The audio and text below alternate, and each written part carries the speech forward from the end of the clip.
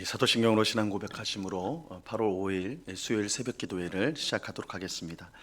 전능하사 천지를 만드신 하나님 아버지를 내가 믿사오며 그 외아들 우리 주 예수 그리스도를 믿사오니 이는 성령으로 잉태하사 동정녀 마리아에게 나시고 본디오 빌라도에게 고난을 받으사 십자가에 못 박혀 죽으시고 장사한 지 사흘 만에 죽은 자 가운데서 다시 살아나시며 하늘에 오르사 전능하신 하나님 우편에 앉아 계시다가 저리로서 산자와 죽은 자를 심판하러 오시리라.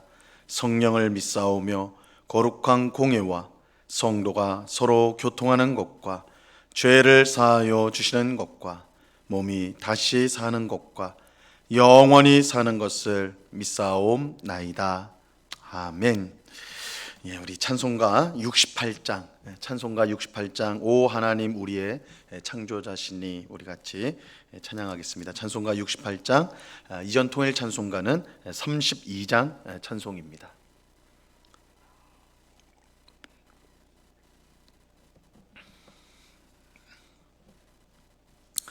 찬송가 68장을 같이 찬양하겠습니다. 오 하나님 우리의 창조주시니 내 주님께 귀한 것드립니다. 내 주께만 엎드려 경배드리며 내 주의 이름 높이 찬양하네. 오 하나님 우리의 대주제시여 큰 풍랑일 때도 도우셨네. 죽음에서 우리를 구하셨으니 내 주의 이름 높이 찬양하네. 주 하나님 이름을 함께 높이며 대주제께 영광을 돌리오리. 그 능력이 우리를 지켜주시니 주 하나님을 높이 찬양하네. 아멘. 같이 기도하겠습니다. 하나님 아버지 감사합니다. 오늘도 저희들을 단잠에서 깨워주시고 피곤한 몸과 마음이지만 하나님이 우리의 능력이요 힘이 되시기 때문에 이렇게 복된 기도의 자리로 인도하심을 참으로 감사합니다. 이 시간에도 우리의 모든 더럽고 추악한 죄악을 십자가 보혈로 깨끗이 씻어 주옵시고 성령으로 우리의 심령을 새롭게 하여 주사 날마다 주의 뜻에 순종하는 하나님을 기쁘시게 하는 삶을 살아가는 저희 모두가 될 수 있도록 주님 도와 주시옵소서. 오직 한 분 하나님만을 사랑하고 또한 내 이웃을 내 몸과 같이 사랑하라고 하신 이 귀한 말씀을 우리 마음에 늘 새겨서 하나님께 영광이 되는 삶을 살아갈 수 있도록 주님 도와 주시옵소서. 그저 나의 염려와 나의 근심과 걱정에만 신경을 쓰는 것이 아니라 하나님의 사랑으로 그 심령이 충만하여져서 우리 주변에 힘들고 어려운 이웃들이 있지 않은가 돌아보게 하시고 그들을 위해 기도하게 하시고 또한 그들을 돕는 저희의 삶이 되어서 정말 그리스도의 복음의 향기를 드러내는 우리의 삶이 될 수 있도록 주님 도와 주시옵소서. 아버지 하나님, 이 시간에 주의 말씀을 듣고자 합니다. 성령 하나님께서 밝히 조명하여 주셔서 주의 말씀의 뜻을 잘 깨닫는 복된 시간 될 수 있도록, 또한 이 말씀이 우리에게 힘이 되고 능력이 되어지는 귀한 은혜가 임하는 시간이 될 수 있도록 역사하여 주시옵소서. 감사와 찬양을 주께 드리오며 예수 그리스도 이름으로 기도드리옵나이다. 아멘. 우리 하나님 말씀을 같이 봅니다. 오늘 로마서 5장 12절 말씀을 우리 한 절 말씀을 보도록 하겠습니다. 신약성경 로마서 5장 12절 말씀. 신약성경 로마서 5장 12절 말씀입니다.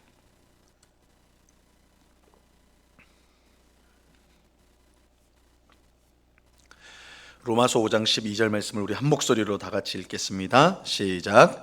그러므로 한 사람으로 말미암아 죄가 세상에 들어오고 죄로 말미암아 사망이 들어왔나니 이와 같이 모든 사람이 죄를 지었으므로 사망이 모든 사람에게 이르렀느니라.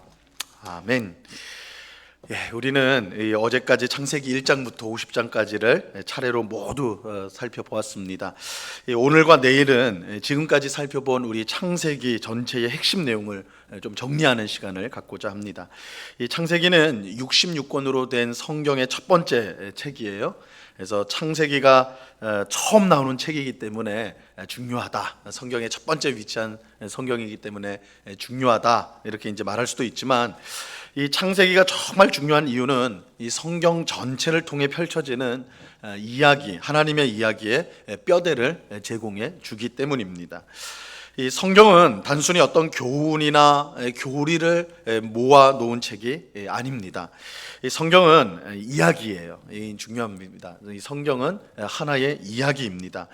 이 성경은 약 1500년의 긴 세월 동안 약 40여 명의 사람에 의해서 66권으로 기록된 방대한 책이지만 하나의 이야기를 담고 있습니다. 동일한 이야기, 하나의 이야기를 성경 전체가 갖고 있어요. 이 백과사전처럼 하나님에 관한 이런저런 이야기를 담고 있는 것이 아니라 하나님께서 이끌어 가시는 하나의 이야기를 성경이 담고 있습니다.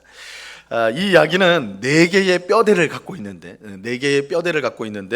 바로 창조와 타락과 구원과 완성, 창조, 타락, 구원, 완성이라는 네 개의 뼈대를 갖고 있어요.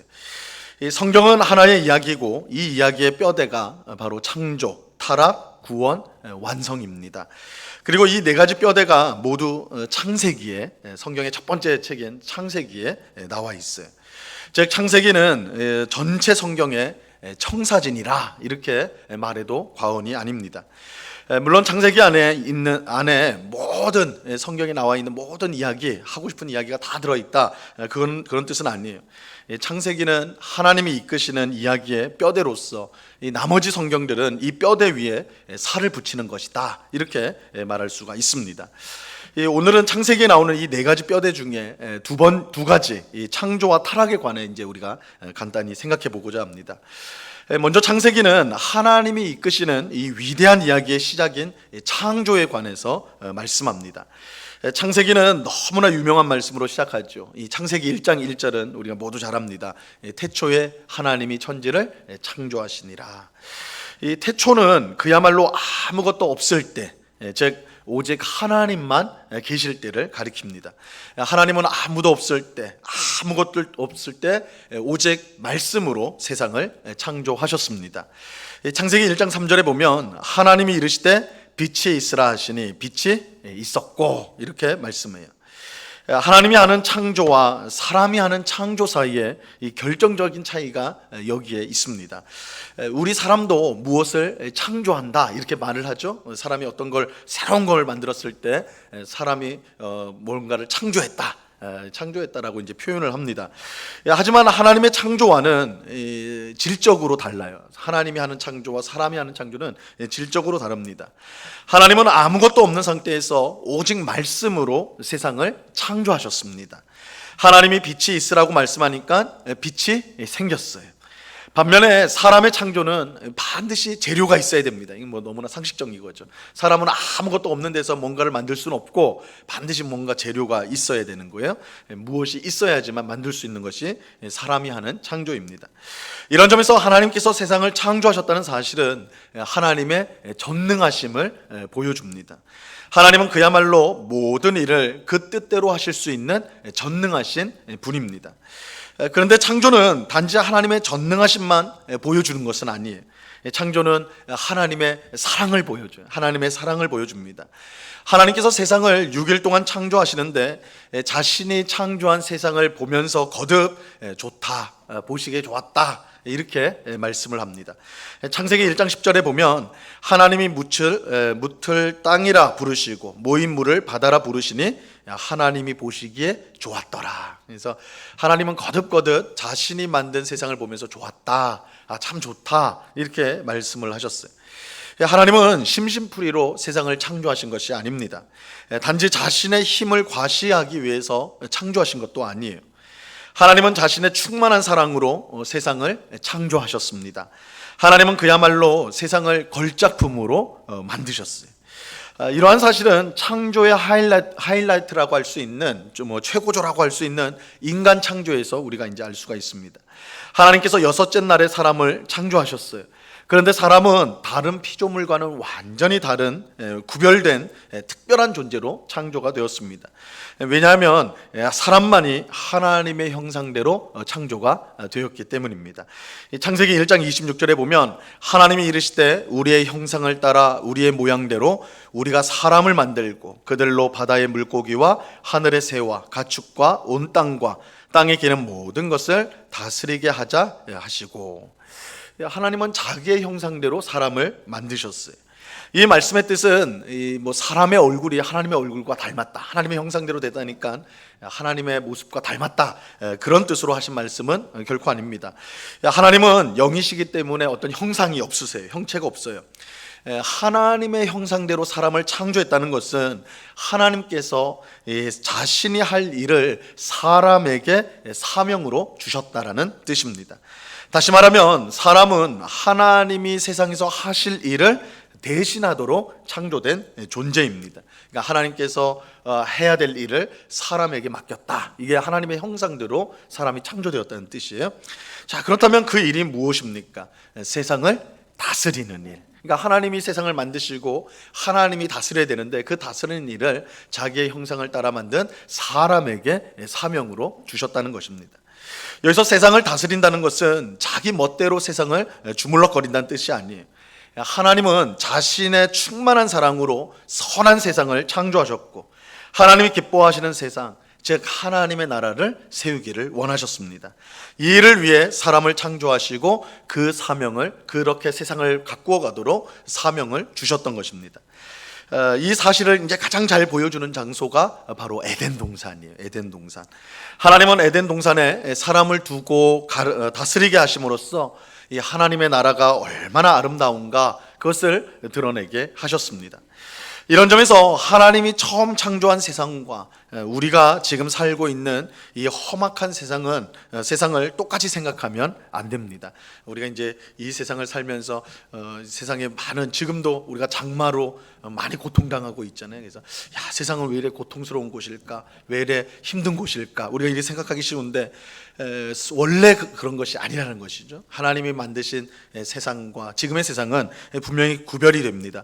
하나님이 창조한 세상, 처음 세상은 너무나 복되고 아름답고 선한 곳이었습니다. 왜냐하면 하나님의 충만한 사랑으로 만들어진 세상이었기 때문이죠. 우리는 창세기를 통해 하나님의 창조가 얼마나 아름답고 복된지를 분명히 알게 되는 것입니다. 하지만 이제 이렇게 말씀드리면 이런 질문이 이제 곧바로 생기죠. 하나님이 그토록 아름답게 만든 세상이 왜 지금은 이처럼 무섭고 험악하게 변했는가, 이런 질문을 하게 됩니다. 이것은 하나님의 위대한 이야기의 두 번째 뼈대로 우리를 이끕니다. 이 첫 번째 뼈대인 이 창조에 이어지는 두 번째 뼈대는 타락입니다. 창조, 타락할 때 이 타락이에요. 이것은 하나님이 만드신 아름다운 세상이 오늘날 왜 이처럼 죄와 죽음으로 가득한 세상이 되었는가, 그것을 우리에게 알려줍니다. 하나님이 처음 창조하신 세상에는 죄와 사망이 없었어요. 그야말로 하나님의 선함으로 가득하였습니다. 하지만 하나님을 대신하여 세상을 통치하는 사명을 받은 사람이 딴 마음을 품었습니다. 하나님께 반역을 꾀하였어요. 이 창세기 3장에 나오는 대로 뱀의 유혹을 받은 아담과 하와가 하나님이 먹지 말라고 명하신 선악을 알게 하는 나무의 열매를 먹었습니다. 그 결과 이 세상에 죄가 들어오고 죄의 결과로 죽음이 이 세상에 가득하게 되었습니다. 오늘 우리가 읽은 로마서 5장 12절이요, 이 사실을 우리에게 이제 잘 가르쳐주고 있어요. 이 말씀 보시면요, 그러므로 한 사람으로 말미암아 죄가 세상에 들어오고 죄로 말미암아 사망이 들어왔나니 이와 같이 모든 사람이 죄를 지었으므로 사망이 모든 사람에게 이르렀느니라. 이 첫사람 아담과 하와의 범죄로 말미암아 죄가 세상에 들어오고 그 결과 죽음이 들어오게 되었습니다. 하나님의 생명과 은혜로 가득했던 선한 세상은 이제 죽음의 그림자로 가득한 끔찍한 장소가 되었습니다. 문제는 죄가 점점 더 커지고 심각해졌다라는 거예요. 아담과 하와는 선악을 알게 하는 나무의 열매를 따먹었지만 그의 아들 가인, 이제 아담과 하와가 가인과 아벨을 낳죠. 근데 그 첫째 아들인 가인은 동생을 살인하는 죄를 짓습니다. 또 가인의 후손 중 라멕은 한 명의 아내로 만족하지 못하고 두 명의 아내를 얻게 되고, 또 지나가는 소년을 죽이고도 아무 죄책감을 가지지 않는 그런 지경에 이르게 됩니다. 이 죄가 점점 더 커지고 죄가 점점 더 깊어지고 죄가 점점 더 넓어지는 것을 성경이 말하고 있어요. 그 결과 하나님이 온 세상을 심판하지 않을 수 없는 상태가 되었습니다. 창세기 6장 13절 말씀에 보면요, 하나님이 노아에게 이르시되 모든 혈육 있는 자의 포악함이 땅에 가득함으로 그 끝날이 내 앞에 이르렀으니 내가 그들을 땅과 함께 멸하리라. 하나님은 이 말씀대로 온 세상을 홍수로 심판하십니다. 그만큼 사람의 죄가 크고 깊고 넓었기 때문이죠. 하지만 사람의 죄는 이러한 하나님의 심판에도 불구하고 사라지지 않았습니다. 하나님께서 모든 생물을 홍수로 심판하실 때 노아와 그의 가족만은 구원을 받았습니다. 사실 노아와 그의 가족 또한 심판을 받아 마땅했지만 하나님께서는 꺼져가는 등불을 끄지 아니하시는 긍휼의 하나님이십니다. 하나님은 사람을 완전히 포기하지 않으시고 오히려 그들을 구원하고자 하셨어요. 하지만 홍수 심판에서 살아남아 다시 번성하게 된 사람은 곧 다시 죄 가운데 들어가게 되지요. 창세기 11장에 나오는 이 바벨탑 사건이 이러한 사실을 우리에게 분명히 보여줍니다. 사람은 하나님께서 다시 한번 기회를 줬음에도 불구하고 사람은 다시 깊은 죄악 가운데, 수렁 가운데 빠지게 된다. 이게 바벨탑 사건의 교훈이죠. 근데 정말 놀라운 사실은 하나님께서 이처럼 다시 죄에 빠진 사람들을 포기하지 않고 그들을 구원하기 위해 계속해서 일하셨다는 것입니다. 사실 성경은 창세기 11장에서 끝날 수 있었습니다. 사실 성경이 이렇게 두꺼워지지 않을 수도 있었어요. 11장에서 끝날 수도 있었어요. 하나님께서 죄인들을 심판하셔서 이 세상은 사라졌다, 이렇게 결론이 내려질 수가 있었던 것입니다. 하지만 긍휼과 사랑의 하나님은 죄에 빠진 사람들을 구원하기로 하셨습니다. 그들을 구원하여 하나님이 처음 세상을 창조하셨던 그 목적, 하나님의 사랑과 은혜가 충만한 하나님의 나라를 끝내는 세우기를 원하셨던 것입니다. 이것이 이제 성경 이야기의 세 번째, 네 번째 뼈대인 구원과 완성의 이제 내용이죠. 이 내용은 우리가 이제 내일 살펴보게 될 것입니다. 오늘 우리는 하나님이 세상을 선하게 창조하셨다는 사실과 사람이 그 선한 세상을 죄로 망가뜨렸다는 사실을 함께 살펴보았습니다. 이러한 이야기는요, 그저 딴 세상 이야기가 아니라 바로 오늘 우리의 삶과 직접 연결된 이야기입니다. 왜 우리가 사는 세상은 이처럼 고통스럽고 괴로운가? 이런 세상에 사는 것이 과연 하나님의 뜻인가? 이 질문에 대해서 성경은 하나님이 원래 창조하신 세상은 지금과 달리 너무나 복된 세상이었으며 하나님은 사람을 통해 그런 아름답고 복된 하나님의 나라를 계속 세워가기 원하셨다는 것을 가르쳐 줍니다. 하지만 사람이 범죄함으로 모든 것을 망가뜨렸다. 그러므로 이렇게 힘들고 비참하게 사는 것은 결코 하나님의 뜻이 아니며 우리에게 무엇보다 하나님의 구원이 필요하다, 이것을 우리에게 알려주는 것입니다. 오늘 기도하는 우리 모두가 이 사실을 마음에 잘 새길 수 있기를 간절히 바랍니다. 그래서 우리의 삶을 망가뜨리는 이 죄의 위력, 세상을 망가뜨리는 이 죄의 위력이 얼마나 큰지를 깨닫고 죄를 멀리하는 우리가 되어야 될 것입니다. 또한 하나님이 세상을 창조하신 목적을 기억하여서, 하나님은 세상을 아름답게 가장 복되게 만드셨는데 우리가 죄로 인해서 망가뜨렸다고 했죠. 근데 하나님은 다시 이 세상을 아름답고 복된 하나님의 나라로 세우기를 원하십니다. 그래서 하나님의 형상을 우리가 죄로 말미암아 깨어진 하나님의 형상을 다시 회복시키시고 우리를 통해 하나님 나라를 세워가신다. 이를 위해 세운 기관이 교회다라는 것을 우리가 기억하면서 정말 우리가 하나님의 뜻대로 사는 것, 하나님을 사랑하고 이웃을 내 몸과 같이 사랑하는 것이 이 세상을 하나님 나라로 변화시켜가는 그 과정이라는 것을 우리가 꼭 기억해야 될 것입니다. 그래서 정말 주의 말씀에 순종함으로, 그것이 단순히 나의 경건 생활에 그치는 것이 아니라 하나님이 세상을 창조하셨던 그 목적, 이 세상을 하나님의 나라로 세워가는 그 일에 쓰임 받는 것이라는 사실을 기억하고 오늘도 하나님의 말씀에 순종함으로 하나님 나라를 세워가는 우리 모두가 될 수 있기를 우리 주님의 이름으로 간절히 축원합니다. 기도하겠습니다. 참 좋으신 아버지 하나님, 감사합니다. 우리가 창세기 1장부터 50장까지의 말씀을 함께 살펴보고 오늘은 그 뼈대가 되고 있는 창조와 타락에 대한 내용을 우리가 함께 살펴보았습니다. 하나님이 만드신 이 세상은 얼마나 복되고 아름다운 곳이었는지요. 하나님은 정말 충만한 사랑으로 세상을 만드셨습니다. 창조하셨습니다. 그러나 하나님이 만드신 사람, 우리가 반역의 마음을 품고 딴 마음을 품고 하나님을 배신하여서 우리 멋대로 행함으로 말미암아 세상이 망가지게 되었습니다. 인간의 타락으로 세상이 이 모양으로 이 죄로 가득한 세상이 되어버렸습니다. 그럼에도 불구하고 하나님은 포기하지 않으시고 우리를 구원하기를 원하시고 결국은 이 세상을 하나님이 처음 세상을 만드셨던 것처럼 하나님의 나라, 복되고 선한 곳으로 만들기를 원하십니다. 이러한 사실을 우리가 꼭 기억하게 하셔서 하나님, 우리가 하나님의 말씀에 순종하는 것이 그저 개인의 경건이 아니라 하나님 나라를 세워가는 위대한 일이라는 것을 꼭 기억하게 하시고 오늘도 하나님 말씀에 순종하는 주의 백성, 정말 하나님의 뜻에 따라 삶으로 그곳이 하나님이 다스리는 천국이 된다는 것을 기억하며 순종하는 삶을 살아가는 저희 모두가 될 수 있도록 도와 주시옵소서. 이렇게 고통으로 신음하는 세상, 염려로 가득한 세상이 원래 하나님이 목적했던 세상이 아니라는 것, 하나님 우리에게 복을 주시기를 원하고 정말 복된 삶을 살기를 원하신다는 것 우리가 기억하면서 그 하나님의 구원, 하나님께서 이 세상을 하나님의 나라로 변화시키는 그 놀라운 구원의 때를 우리가 기도하며 기다리는, 소망하는 저희 모두가 될 수 있도록 은혜를 내리워 주시옵소서. 아버지 하나님, 또한 이 시간에 간절히 기도하옵기는 우리 모든 성도들의 가정을 위해서 기도합니다. 우리 모든 성도들의 가정이 믿음의 가정으로 든든히 세워지게 하여 주시옵소서. 믿지 않는 아내가, 믿지 않는 남편이, 믿지 않는 자녀가 속히 주님 앞에 돌아와 온 가족이 함께 하나님을 예배하며 또한 가정에서도 함께 예배하고 또한 찬양하며 기도의 제목을 나누는 아름답고 복된 가정들로 세워지게 하여 주시옵소서. 우리 성도들의 가정 가운데 말할 수 없는 고통과 아픔이 있는 가정도 있습니다.